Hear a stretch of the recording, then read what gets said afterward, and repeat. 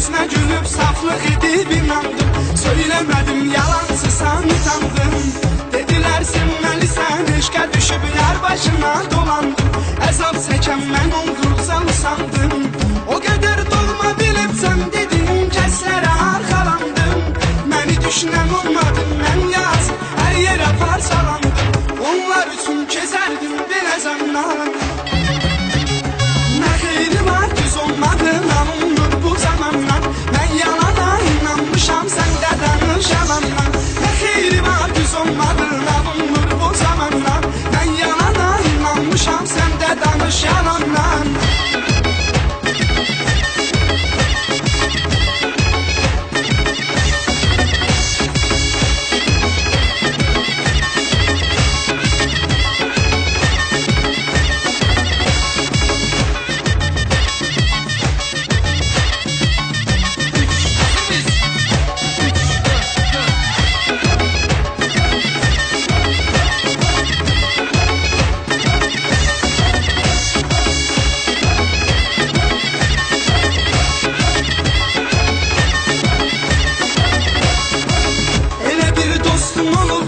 Düşüp harayla mən gəlmişəm.